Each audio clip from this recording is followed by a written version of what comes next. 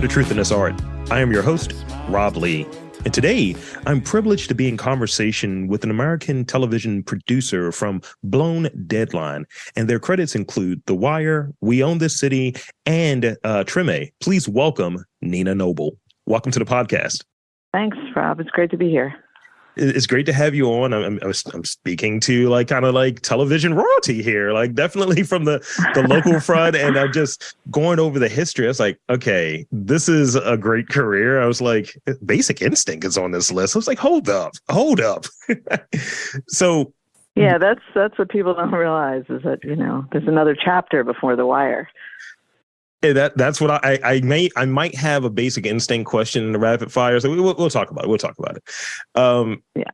So before we get too deep into it, I want to have you share that story, the chapters before The Wire, the chapters including The Wire, and how did we get here at this point? And if you will, share a few of your some of the things that you were watching growing up. I did everything I could to avoid the film business. Actually, I grew up. My dad was a producer and production manager, and we grew up on location. We just kind of went wherever his shows were, and that meant for a kid changing schools often in the middle of the year, and just sort of being displaced quite a bit. And there was no allure for me with the film business. It just seemed, for a kid, kind of boring. You had to just stand around a lot on set. You had to be quiet. People kept telling you to be quiet. And only good thing was they had a lot of good snacks usually. And I didn't grow up really. I thought about television shows I watched. We really didn't watch a lot of television. I think we went to the theater a lot. We watched a lot of musicals. We watched musicals on television too, movie musicals like West Side Story and Guys and Dolls and Oklahoma and Carousel and Music Man and all that kind of stuff. Sound of Music. I think as a family, those were some of the things that we did. But I don't remember. I don't know if we always had a TV. You have to understand that, when we were traveling around from one location to the next, we usually rented a house because there was 3 kids and, a whole family. And Mom would just get stuff either from Goodwill or sometimes from the production. Sometimes they had extra bits of set dressing or, folding chairs and tables. And so we were sort of always had kind of temporary stuff. I remember one of my memories is when I went to high school. We kind of settled down by the time I got to high school, and I lived in New York. And one of my first boyfriends, what really impressed me about him is that he had a whole matching set of china. I had never seen that. And I came home and I was like, Mom, the pattern on the plate is the same as the cup. You can't believe this. And I had never seen that before, because we just had these odds and ends everywhere we went, and we never knew any better. We just thought that's how it was, So I went to college and I studied biology because it was the furthest. That was my rebellion, study marine biology, because it was the furthest thing away from film that I could think of. That's great. That's great. Yeah, it's funny when people are like, yeah, I have no interest in doing this. I'm going to do something very, very left. And then suddenly it's still a way to get back into it. It's still you find yourself back in there, despite best intentions. So what was one of the first jobs you had in the industry? Well, I was a production assistant actually, during the summer when I was a kid, when I was a teenager. I would sometimes help out my mom. My mom and dad divorced when I was about 10, and Mom sort of reinvented herself as a commercial assistant director. And and doing mostly commercials. So she was working in New York, and in the summer sometimes they need some extra kid to, help out or whatever. And so that's kind of what I used to do. That was my first job. And even after I graduated college, what happened after college was that I couldn't really couldn't find a job. Like, this was the only job I could get. And I always thought, being a production assistant, and I always thought, I'll just do this for now. I also didn't know what I wanted to do. Yeah. And so it was sort of like, I'll just do this till I figure it out. And so that's what it was. It was, I think when I graduated college, I think the PA rate at the time was like $200 a week. If you were lucky, maybe $250. And so I just did that. Like, really, you're just working and sleeping. Mm-hmm. With those types of jobs, it's 14 hours a day and you sleep. And, I wasn't always on a staff job, so I'd get a day here or there. Sometimes made the mistake of booking myself for a night shoot, not realizing. And then the next day would be a day shoot. So I'd get home at 6 a.m, shower, and go back to work on a different production. Oh no! Because I hadn't thought to ask what the schedule was. I just wanted to work. And so then eventually I'd gotten my 600 days as a production assistant. And people were like, you're eligible to join the Directors Guild as an assistant director. Like, why don't you just do it? And at least, you've been making no money all this time. It'll be a decent wage and you'll get, insurance and all this kind of stuff. And I thought about it, and, it really wasn't a direction I saw myself going in. But, there were things about the film business that I liked. I liked going to work at a different place and a different time every day. Like, for some people that might just, cause a lot of anxiety, but, I thought that was great. I liked traveling, and I had already had the opportunity. I'd been on a few shows where they, flew me to some other location and put me up in a hotel to work. And I had, sort of figured out I was good at, like, just details and being organized, and people found me to be useful. I mean, that's the thing about film, is that you only get your next job based on your previous job. It's all about networking and people recommending you, That makes sense. Makes a lot of sense. And I've been hearing that as and seeing that actually with some of the opportunities that I've gotten since, we met in person during the panel a few months ago, last month, actually. And I've been asked to do different panels, different conversations, moderating different things. And I was like, oh, you were referred by this person, and this is how you got to me. I was like, this is great. And kind of being available and doing good work, being to some degree, I guess, available at the end of the day. Exactly. Well, available and useful. And, and then worked as an assistant director, and then, got to work with a lot of really good directors, and really kind of, I think that's probably when I started to learn the craft in more of a creative way. I still was on the production side, which had to deal with schedules and logistics and just sort of managing people. But I saw some great directors, Alan Parker and Paul Verhoeven and Paul Mazursky, just hone their craft, how they took that script and what their vision overall, like big picture, of a project was, and which scenes they spent more time on and which ones they didn't. And feature films, I guess I kind of miss them now because I've been in television for so long, but something nice about having the luxury of spending, 3 hours on a scene. Yeah. And being able to really rehearse and just, light it in a specific way. I really enjoyed watching those directors working. One of my first features I worked on was with Barry Levinson, a movie called The Natural. Yeah. I got a call. I was in New York, and I got a call, and they said, "Can you come to Buffalo tomorrow?" I'm like, "Sure." And and like they flew me up there and gave me a hotel room and per diem, and that was all pretty nice. And a lot of the show was at night, so we were working basically from like noon until midnight. That was kind of our schedule every day, and 6 days a week, I should say, on location. In those days, it was always 6 days a week. having one of those that scenario, because I'm looking, I was like, the natural. I was like, oh snap, I know this movie, Wonder Boy, and all of that good stuff. Yeah, it's and that's where I met Robert Redford, who then and I was a production assistant at that time. I wasn't even in the DGA. So then, when I had my days, this assistant director, Peter Giuliano, called me, and he was like, I have a movie with Robert Redford, and I hear he's a little bit difficult, and you've worked with him before. Are you eligible to join the guild? Can you do this film with me?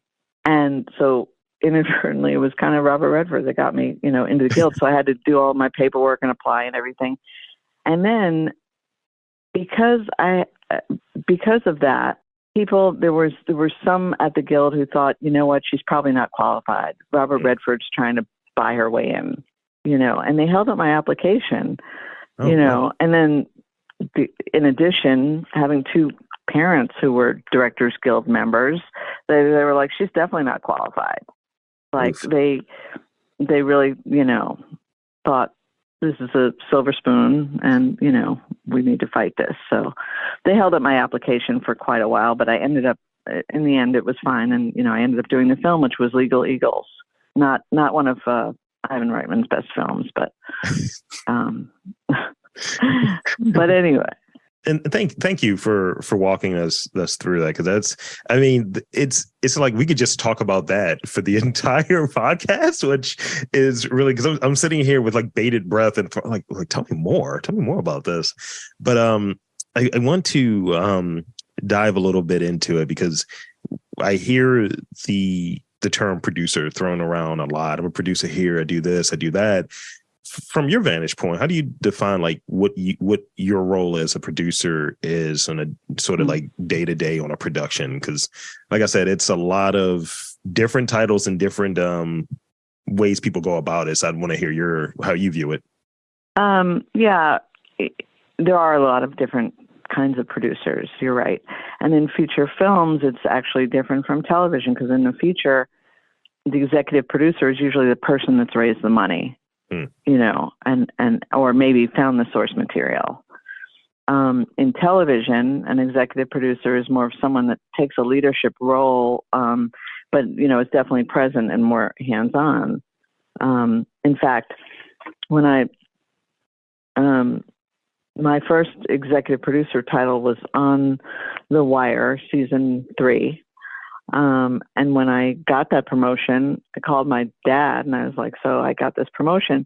And he was like, oh no, you gave up a produced by credit for that, for executive producer? Those people are nobody. Cause in his mind from features, that was the case. He thought I was kind of being put out to pasture, but, actually that isn't what happened. But in any case, what I do, I have sort of found a niche as somebody who translates. I'm really more of a translator of the writer's vision, sometimes director's vision, to everyone else on the show.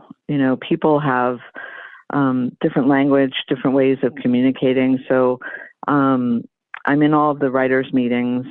I hear what's important to them about how they're telling the story, how they created the story. And then I have to convey all of that to production designers and cinematographers and actors sometimes, and directors and sort of, I think probably because of my background as an assistant director, I really see myself as a support to a director and part of their team. And so we work very closely, to align, what the overall vision of the writers are with the vision of the director. I try to allow some space for each director who comes in. On episodic television, often we have a different director for every episode. Yeah. And so I try to make sure that there's space for that person to bring something and put their individual mark on the show. That makes sense. So I think that I've been trying to use it right, because I try to look at things through that lens of how do we bring this to fruition? That's the way that I've kind of understood it, or have you? Because I had a little interest in film at one point, and still some. But how does this come to fruition? Whether it's working with folks, whether it's raising money, basically just making it happen. Well, that's absolutely correct. It's just, in my case, the money is already there. Right. Like I haven't ever sold a show. I am hired after the show is sold. Or my partnership with David Simon, like we just went out to LA last week and pitched 4 different projects. And so those haven't been ordered yet. But, so I'm involved, at that point, but I'm not raising money. Got it. But everything else, everything you say is true. Like I just have to, literally, he'll hand me a script and say, okay, make it happen. So that's like, hiring the right people for the show, which sometimes are people and you've worked with before and sometimes not. Yeah. I try to really be open to what that particular show needs. Sure. And then, where are you going to film it? And then we get into budgeting. The studio has to approve the budget. It's not ever unlimited, and there's always a little bit of conversations about that. So, what's the most efficient way to do it? Makes sense. I remember this. I used to watch. I'm probably going to tap into it soon, but this documentary was this kind of Q&A that Kevin Smith would do, and he would direct, and his one of his partners, Scott Mosier, was like his regular producer, what have you, and he would say, throw some money at it, just figure it out, you got it, just you got it, figure it out, do it. And he's like, meanwhile Scott's just pulling out his hair in that producer role because it's like, we're going over budget. How do we figure this out? See, but I never think throwing money at it is the right way to do it, though. Right. I think actually when you have more money, sometimes it makes you less creative and resourceful.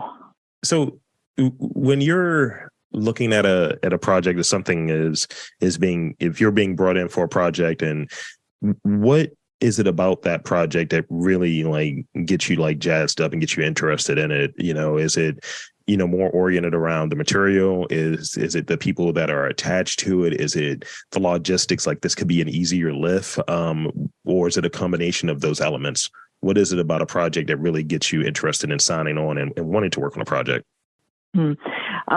Probably just good writing. Bottom line, it can be any genre, but if it's written well, I'm sure it's also the people involved. I have the luxury of choosing the people that I want to be involved in my projects at this point. So, but definitely good writing, because then you can, and by that, what I mean is, projects that are written well creatively, but also that have an element of truth to them, that, that writers that care about the details and the authenticity of whatever the subject matter is. So it's a good answer, actually, because it segues into this next question that I have for you. It's almost like you have the questions in beforehand. So it's just our telepathic bond. Oh yeah. It's completely contrived. We're just actors here. It's all this is. So The Wire, The Corner, Treme, which I kind of look at as almost one of those sister shows. It feels very much. I know it's in New Orleans, but it feels very much like a Baltimore show. Here's the creative side, whatever. That's what I feel upon rewatching it. And as a person that really likes New Orleans, that's probably where I'm going to ultimately end up when I relocate, or if I relocate, rather. I like that the storytelling captures and reflects the reality of a place, the charm of a place, kind of the culture of the place. That's what I feel, and it makes me kind of damn, this feels relatable in this way. How could you share some of the thinking that went into these properties and that brought that sort of authenticity and that relatability? Well, first of all, Treme was such a gift to us, to those who worked on it. It was 5 years of going to New Orleans for 5 months a year and being there at the best time of the year, and just really embedding ourselves in the culture and the traditions of that place, and being so embraced by the people there. And it's still a place that I visit, if not every year, every other year, because I've made good friends there, and it's sort of part of it's very rejuvenating for me to go to New Orleans. And the fact that HBO was able to was willing to fund a show about culture, Yeah. and about the value of preserving culture, and in a place where the arts are valued and artists are valued in a different way from, I think, anywhere else in this country, was really quite amazing. And that show honestly wouldn't have happened without Katrina. I mean, Eric Overmyer and David Simon, who were the co-creators of the show, had a love and affection for New Orleans, and both, were frequent visitors, and even before the storm, and had this idea of this show about these, musicians and artists and chefs in New Orleans. Couldn't get it sold. And then Katrina happened, and the idea of framing the show around the storm, and why does the city deserve to be saved? And the value of culture. That's what made that show happen. Yeah. So sometimes I guess it's just the timing of these things. So in terms of having that sort of like authenticity, that relatability, it's due to that sort of love of a place, and that I want to do justice to it. Because I think when there's that investment in a place, like looking at its many properties that have that Baltimore as the star, if you will, of a show, is that kind of the case that's there? Like there's an investment in the place and wanting to do right by it within the framework of telling whatever the story might be. Yeah, it's about the place, but it's also about the people. It's about giving dignity to stories that sometimes don't get told, and getting it right. Thank you. I like that. That's what I was feeling. Because like I said, I sit there and watch it, and I remember my partner, she was like, there's a few. She's like, I hope you don't really like John Goodman. It goes left. I was like, it's fine. I was like, oh no. Oh, but like the Clark Peters character, the Mardi Gras Indian, Chief Lambro, like, you may have gone to New Orleans as a tourist. You may have seen Mardi Gras Indians, but the idea of really understanding that tradition and that culture, and what that means to a family, and what happens with a storm like Katrina, like that's things that people don't know, and it's a terrific tradition, and it was an honor to be able to portray somebody like that. And the Guardians of the Flame is a real Mardi Gras Indian tribe, and that was like the highest honor possible, was that they let us use their name. That's great. That's really cool. Yeah. Now I'm going to have to just go back with having those extra details that I wasn't aware of. Now I have to go back through and we watch the show. But I have to say, the reason we were able to have the degree of authenticity, to get those facts right, and to have the blessing of people. I mean, really, we make these shows for the people who live there in the places that we portray. Sure. And if they like the show, and if they feel we got it right, then that's all we really need. It doesn't really matter too much about anybody else.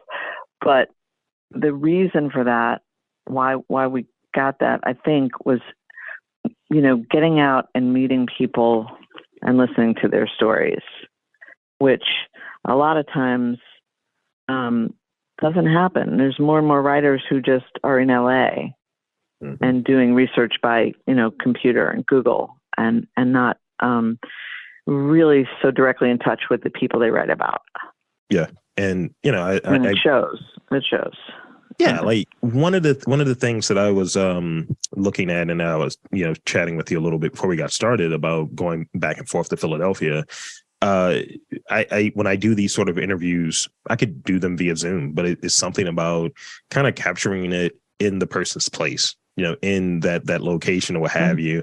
And I think it leads for a richer conversation. Like I remember talking with one dude, and it felt like comedy to me. He's like, my bad, bro. I'm late. I'm stopping over here to get a cheesesteak. You want something? That wouldn't have happened if it was through Zoom. You know what I mean? Cool.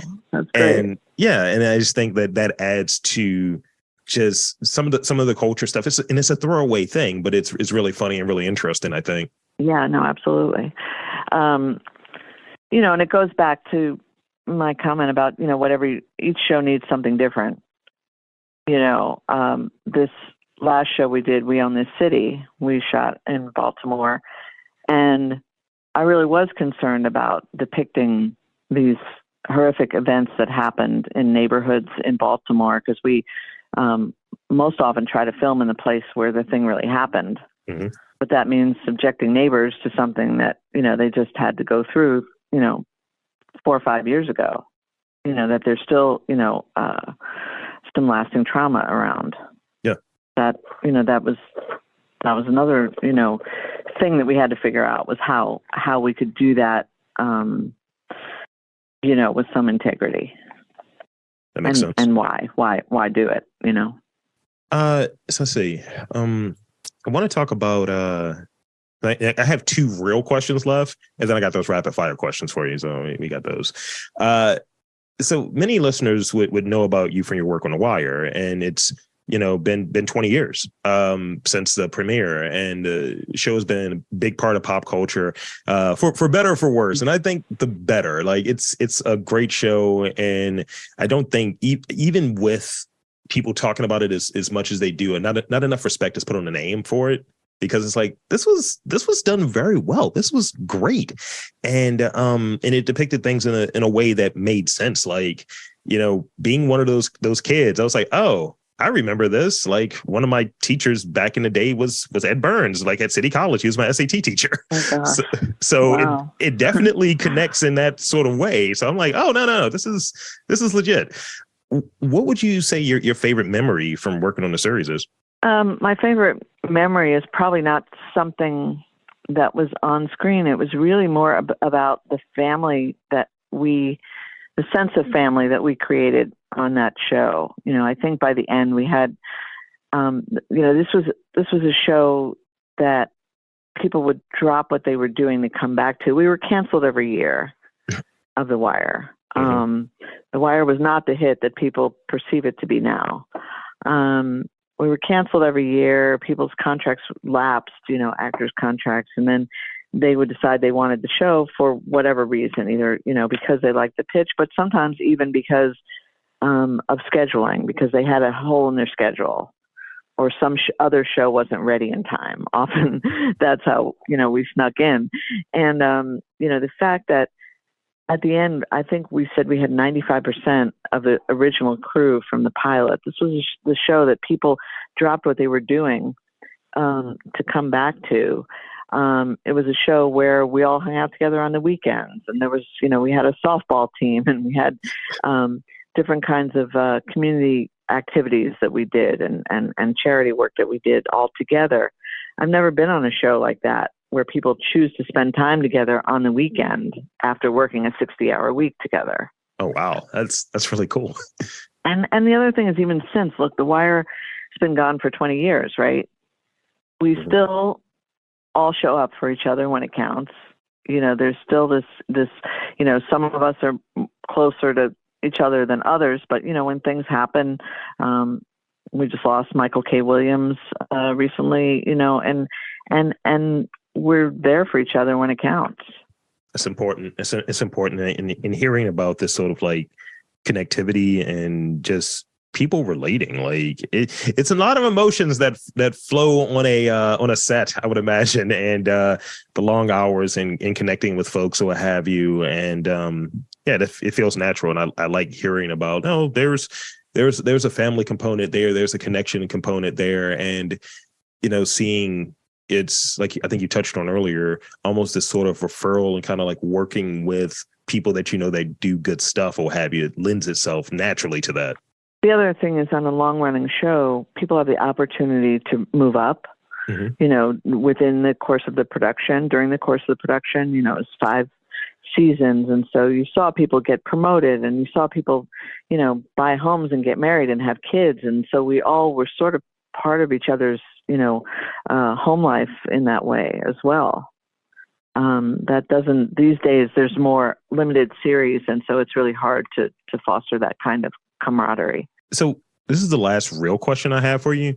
And maybe I'm wrong here, but I feel like the title of the production company, like Blown Deadline, feels a little tongue in cheek. maybe I'm wilding. I don't know. But from your vantage point, what are some of the strategies that you utilize to stay like, on deadline, like on time and within budget, all of that good stuff on a project? Because I thought the name was kind of funny as I kept looking at it, and I was like, nah, that's not what it means. Yeah, first of all, that's David Simon's company is Blown Deadline, and he coined the name, because he's a writer, sometimes, late on deadline. And I think he thought it was funny, that somebody would want to go into business with Blown Deadline. And, for 22 years, whenever he has a script that's late to HBO or whatever, he's like, look, you hired Blown Deadline. What do you, what do you expect? So that comes from him. I can't really take credit for that. But as far as, staying on task and everything, I think for me, it's all about preparation. It's all about like starting early, being prepared, communicating, well, so that other people know what to expect. So with that, thank you for that, because that makes a lot of sense to me. And with that, I think we're able to move into the rapid fire portion of today's conversation. Okay. These questions are ridiculous, just to let you know. And you already know that because you're a listener. So, and thanks for listening. So I want to start off with, so you touched on earlier traveling, right? So what's one of the favorite places that you visited? Like what sticks out, like whether it's for work or things that you places that you visited like afterwards, but what's a place that really sticks out? And you're like, no, I really like this place. This is a place for me. It's my speed, my type of people, my type of food, things of that nature. Well, absolutely New Orleans. But I can only eat the food for 3 days. After that, it's a little much. But New Orleans for sure. That's great. We're on the same page. I feel like simpatico. I love this. If your life was a story, what would the title of the story be? Like if it was a book or something? Oh my gosh. I have no idea. I wouldn't be the one writing the story. So someone else would create the title, and then I would tell them what's wrong with it. That's like, you got it all wrong. That, I can see that being the title. I'm a good editor. I'm not a writer. I dig it. It would be something. I think for me, it would be something that's a meme or a dad joke or something like that. I think that's the lane of it. And usually when it's someone's name, like it's taking from that. So I remember doing an interview with this composer, Ian Power. And I was like, I feel like the name of your bio is with great power. He's like, that's really bad, dude. I was like, I know. What is the most powerful word in the English language? Powerful in what way?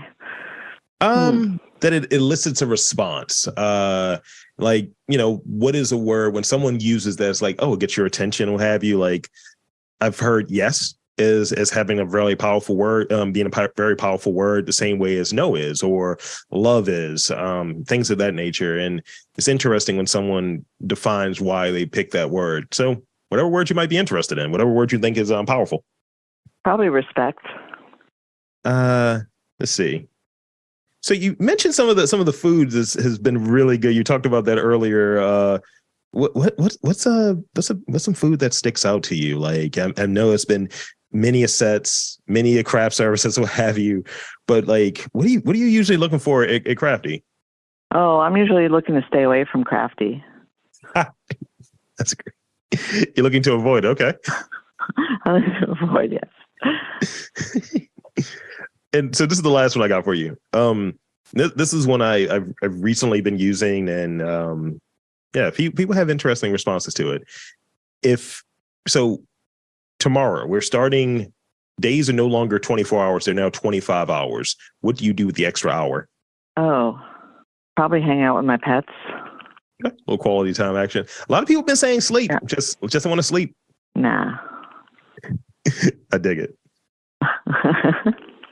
So that's pretty much it for me with the questions and all in the interview. And I want to thank you for coming on and chopping it up with me and talking with me. And if there's anything that you want to plug in these final moments here, I want to invite you and encourage you to share, plug away anything you have in the final moments. No, it's been great talking to you. I'm glad we got to catch up. Absolutely. So thank you so much. Is there a social media or website or anything that you want to put out there before we wrap? Nope. I'm pleasantly incognito. I love it. I'm behind the scenes. Producer. No, you'll see me when you see me. I like it. And there you have it, folks. I want to again thank Nina Noble for coming onto the podcast and sharing some of her wisdom with us and walking through her career with us. And I'm Rob Lee, saying that there's art in and around Baltimore. There's film in and around Baltimore. There's culture in and around Baltimore. You just got to look for it.